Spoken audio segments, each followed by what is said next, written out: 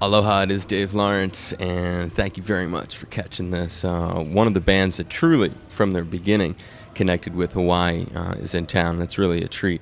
Literally, right from the start, this is a group that have logged over a dozen shows in Honolulu alone, and they've done it in a short amount of time compared to some artists who have been coming here since the 60s or even longer and have logged maybe that number. These guys did it since 1995. Sort of a race to see how many shows they could do here in Honolulu. Their music originals, a style and sound entirely their own, a rare thing in the world of rock bands, and we're very fortunate to spend some time with the gifted bassist I recently spoke with on HPR. He had some great stories people liked. It's an honor and privilege to welcome 311's Peanut. Aloha. Aloha. How's everything? It's very good. A big mahalo for taking some time. No worries. Happy to do it. It's very cool to have you here, and we are recording this in the beautiful Royal Hawaiian Hotel. How's your stay been so far here? Very nice. Very relaxing. Great views, great food, great place to hide out in between shows. And now, of all these, you've come here so many times. Have you been in this hotel before and stayed? No, we haven't. It's our first time here, and it's very pleasant. Very cool. Of all these years you've gone, I mean, I was saying that to them. It's very classy that they stay here. Have you? Has there been better hotels, or were you guys in like lesser digs than previous? Oh, of course we had to work our way up to it. If we would have started on this level, we wouldn't appreciate it. So we've been in what felt like a Motel 6, but the tropical version of it, and just surrounded by mad shoppers, and this is kind of a nice little solace of a refuge. It really is. It's a wonderful place to come and do an interview, too. I was like, I don't know who it's more fun for. Nice. And you've been here, they gigged last night, first of two nights at Pipeline Cafe. Tonight is sold out. Impressions of the show last night? It was great. We didn't have as many pre-sale tickets as I would have wanted, but by the time we hit the stage, it was a full room, so it's great. No complaints. We did as much juicing as we could. Right, exactly. Well, tonight will prove to be even better. I think Friday worked a little easier for the working stiffs. Does it matter to you when it's the size of the crowd? I guess it does. It does. I mean, I keep my eyes open for 99% of the show. I like seeing how we're affecting the people, and that therefore affects me. And I don't know, I can see myself in the crowd as much as I can see myself on stage. So it's kind of like if they're having a great time, then it's a great show, and it doesn't matter how many notes I've messed up or if my rental gear is acting funny.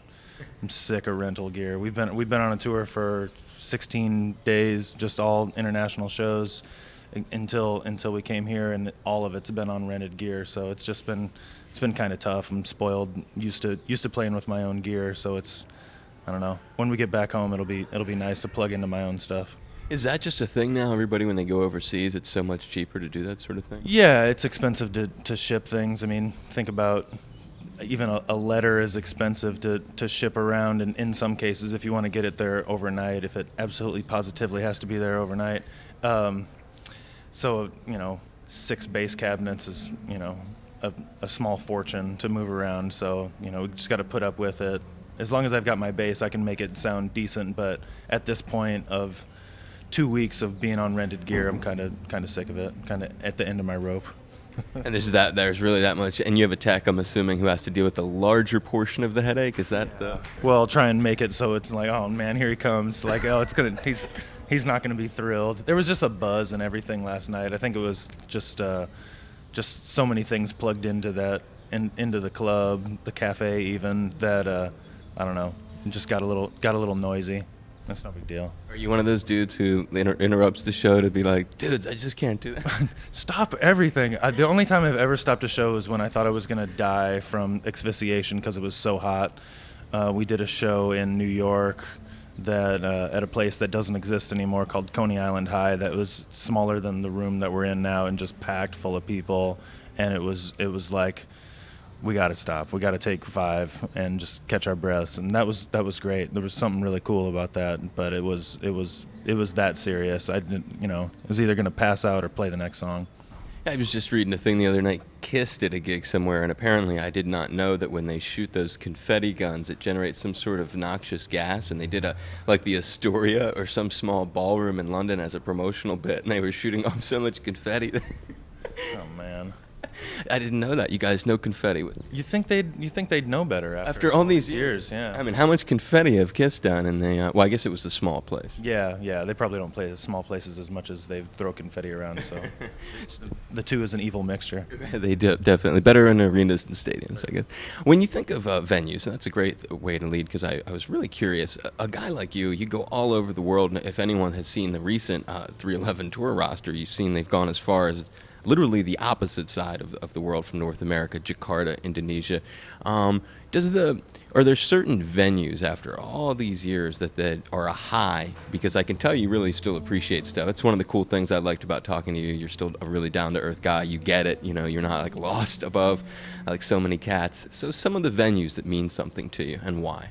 Well, in the summer we do sheds and amphitheaters, and there's something great about the consistency of that. Although they're kind of soulless at the same time, because it's just a big concrete block and a bunch of rooms behind you. It's just, it's simple. It's the most bang for your buck. There's tons of space, and it's simple, but they're very generic. Yeah, you don't really know where you're at unless you're at like Meriwether Post in Maryland that has a wood stage and stuff like that make it unique. But people still think that's a hole as well, and I don't know. I've seen many shows there. It's great though. It's great. I wouldn't trade that for anything, and I'm happy it's still there, even though there's a neighborhood growing behind it at Columbia, Maryland. Yeah, it's a little too bad, but I mean those are fun shows because you know what you're gonna get, but you don't know where you're at.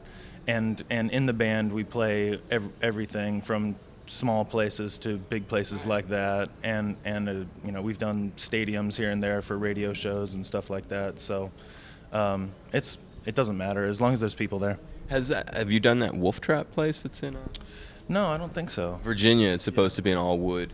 Oh yeah, sounds nice. But the wood makes a difference. So there's that. So that's nice. You pointed out Meriwether Post Pavilion. That's so cool. Any other venues like that really? How about Red Rocks? Red Rocks, of course. But it's not. It's funner to talk about that show than actually play that show, and it's funner to be there than perform there for whatever reason. It feels like you're at the bottom of an elevator shaft on stage because the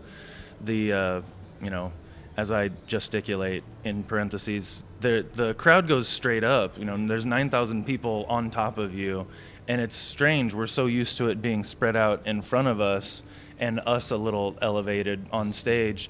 Yeah, it's so steep, and that's, of course, all concrete. It's just, it's not ideal to be on stage there, but the shows are always fun. It's just weird. It's like, oh, there's the crowd, and they're way up there instead of where my head usually wants to put them.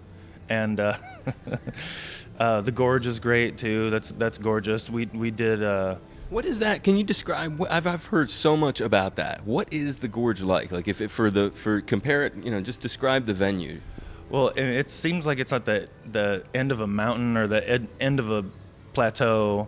The gig is facing outside of that, so behind you is this huge just drop off and expanse. But we didn't actually play the proper stage. We played the parking lot because we were doing that on Warped Tour. Oh, nice. Yes, more multi-stage, more humble version. Humble digs.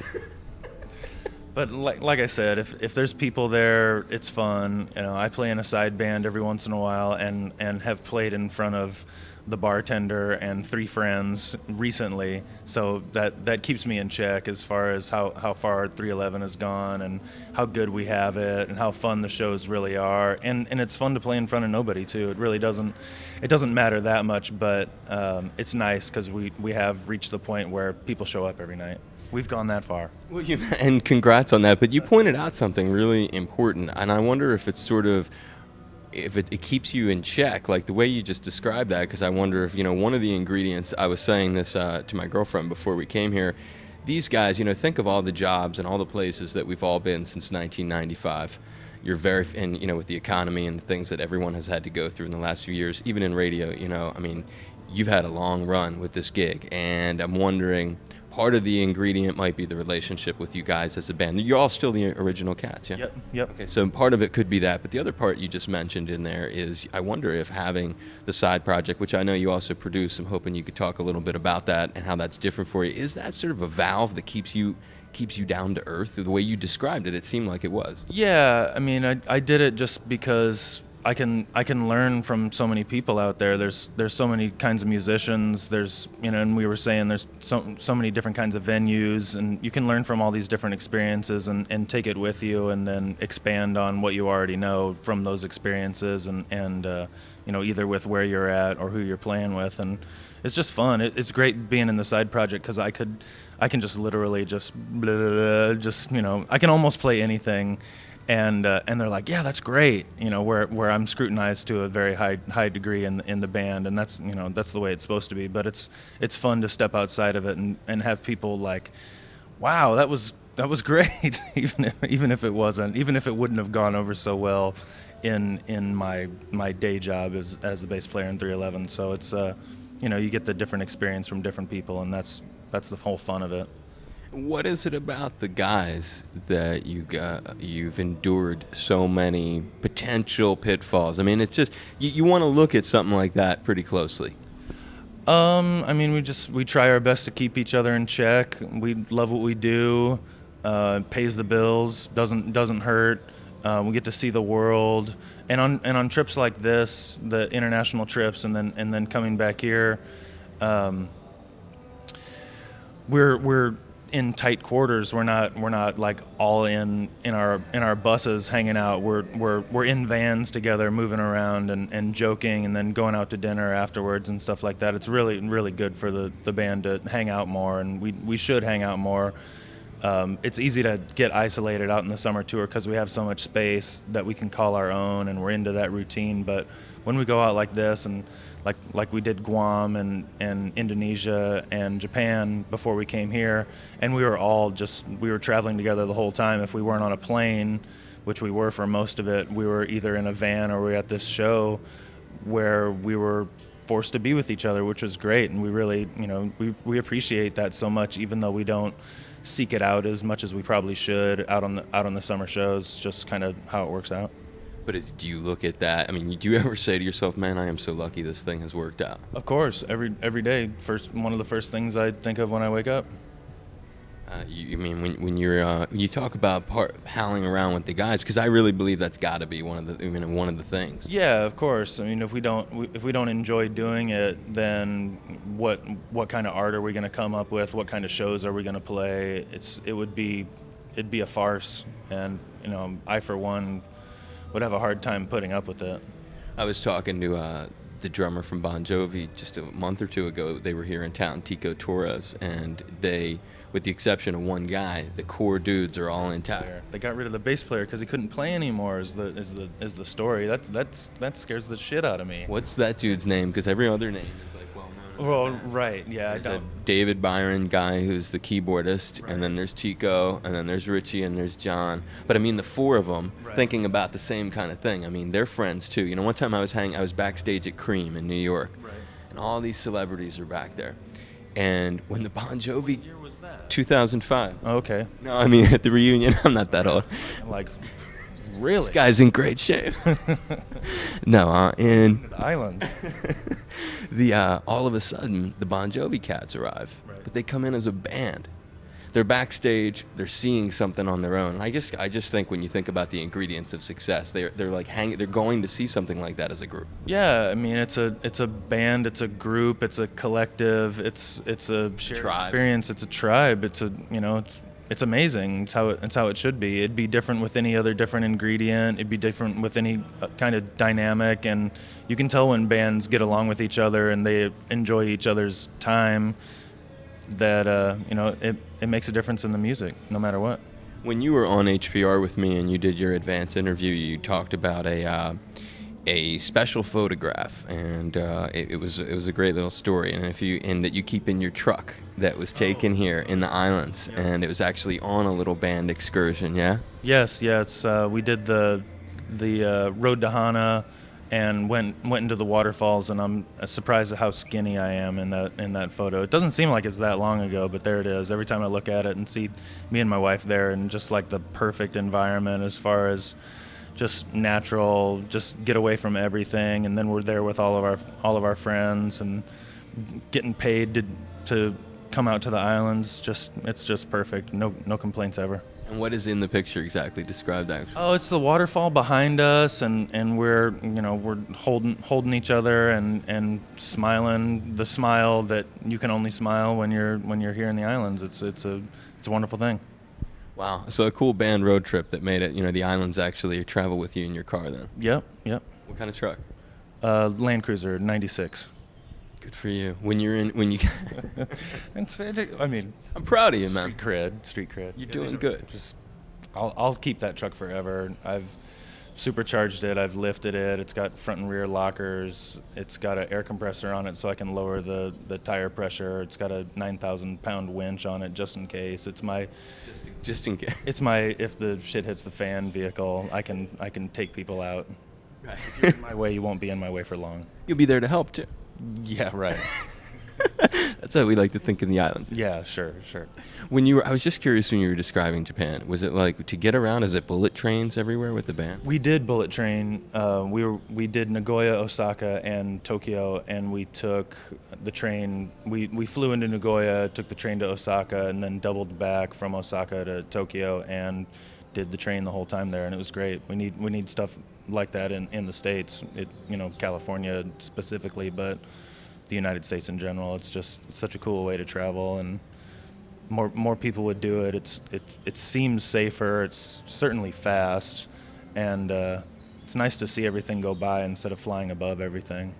It's an unusual experience. Yeah, it's unique to Japan for my dollar. I'm sure there's lots of rail in Europe as well, but I don't think it's that lightning fast. Yeah, they got a real bit going. Is there a place that, of all these places you've been in the world, that you either have gone back to, you discovered it while you were on the road, and then you chose to go back there on your own, or a place that really stands out as just an outstanding destination that you recommend for fans or others listening to check out? I mean, the only place is California, because because I always end up back there, and I went to California for the first time when I was 17 when we were moving out there as the band. I went sight unseen, and plenty of people travel there. Tourism is a part of the economy, but I mean, when I'm home, I'm home. When I'm home, it's vacation, so I don't really travel that much. I mean, I'm traveling now. Yeah, so you never are inspired because you really get to see everything while you're working. Yeah, it's not that I'm not inspired to do so. It's just it's physically difficult to get my head wrapped around moving again, knowing that I had just been gone for 6 weeks, and in 6 more weeks I'm going to be gone for 6 more weeks. It's just nice to be home at that point and play basketball. Omaha, just not home anymore? What is Omaha anymore? I've never been there. Can you also try to describe it a little? Omaha is just where we grew up. I mean, I couldn't really see living there again. In fact, it would be very difficult to get me to live there again, just because it's so harsh. Weather-wise, we're spoiled in California, not as spoiled as you are here, but close. And you live in LA? Yeah, I live outside of LA a little bit, and I don't know. It was great because it was isolated. There wasn't a show every night that could have distracted me from locking myself up in my room and playing Nirvana songs and Pixies songs and Smith songs and Cure songs and Iron Maiden songs and Metallica songs. Iron Maiden? Of course. You like Steve Harris a lot? Of course. I'm a huge fan. I've got one of his pick guards signed to me. Nice. I brought this for you. Oh, beautiful. I was reading about you and cool. Your love of Maiden, Iron Maiden, three disc set. Cool. It's great for on the road too, because I know sometimes at night you need some distraction with the PC or whatever. Yeah, it's just great. It's fantastic. It's great. What's funny is Chad, our drummer, is just now figuring out the awesomeness of Iron Maiden in his McBrain. In his 40th year. I share a birthday with Nico McBrain, actually. Monster. They were the first celebrities I ever met. And they were as down to earth as you. Nice. Yeah, that's what I hear. And I had a chance to meet Steve Harris, and I was just like, oh man, don't want to bother him. He's got, he's going to do a show at the Greek Theater in LA. I'm just like, leave him alone. He doesn't want to run into me. Next time I get a chance, I'll definitely hassle him. He's a sweet guy. He signed a Rush T-shirt. I still have it somewhere. Nice. A Rush. You have? I was wearing it was 1988. So you have a Rush T-shirt signed by Steve Harris? Yeah. That's pretty cool. That's humongous. You like that? No, I love it. It's how it should be. It's like a Roger Moore picture signed by Sean Connery. Exactly. No, I can relate to that. A final note, a final question for you. If you could offer, and we talked about it a little bit before, you're a very successful dude. You're young. You guys have stayed together. If there's youngish, yeah, you're looking good though, brother. I'm trying. If there's anything you can think of as a piece of advice to just as a closing note to folks, if there's an ingredient in life that you think is really important, or a way to be, some kind of enduring lesson maybe that you've picked up along the way that you can share. Right, because it'll be different with different people, but I think the thing that works for me, that keeps me down to earth and keeps me excited about what I'm doing despite the ups and downs, because success and frustration they can go hand in hand, and I think it works for everybody. Everybody sees ups and downs and all those things, but I think with the internet's allowing me to be in contact so much with the fans and our loved ones, it's nice to just communicate. I think that's the best thing. I mean, it's something that I was kind of, I don't know, I've always been really comfortable with it. I never really had a problem speaking up in school and speaking my mind, and relying on my individualism to just let me be me. And like, fitting in never really factored in too much. I figured I'd fit in if people accepted me as myself. So, I'm on Facebook, I'm on Twitter, I talk to the fans every day. I love the appreciation that we get from fans, but I also love talking to the people that are annoyed with the direction that we're going. And in some cases, I think that's a good thing too, to not that they're haters, but pay attention to the haters as much as you pay attention to the people that would jump in front of traffic for you. So it's just, I don't know, it's interesting for me like that. And then feed yourself great media. There's so many great bands out there that aren't being promoted. There's a million tons of fantastic underground movies and artists and all these things just there to make life more interesting. If you're bored, you're boring, and fight it till your last breath. Find a great author that you fell in love with. Share some great art with someone that you think will appreciate it, and if they don't, maybe fall in love with something they've got, and just, I don't know, get as much out of this experience as possible. We're here to learn, and that's the key. Well, it's very well said, and I appreciate it. I really do. Hope you had a good time talking today. Definitely did. Very cool. And just as a testimonial for the radio station, if you can think along the same lines you just did, is there anything you think, if you were to say to someone, hi, I'm Peanut from 311, and I think you should support public radio because, can you just, and then you fill it in how you would. Do you mind? Not at all. Hi, I'm Peanut from 311, and you should support public radio because they're not being dominated by dollars. They're being dominated by donations from people who support free thinking, not corporate whatsoever, just understanding that there's a certain kind of news, there's a certain kind of story out there that's not being pushed because fill in the blank company isn't supporting it. It's supported by the people that are listening to it that find it important. So, do your best to keep media corporate free, corporation free, especially now that the Supreme Court has made it so corporate dollars can flood into politicians' pockets with no limit. It's it's even more important to support public radio and public media in general, and spread it around. Let people know how important it is, and when you have a spare $10, 10 cents, help them out because it's important.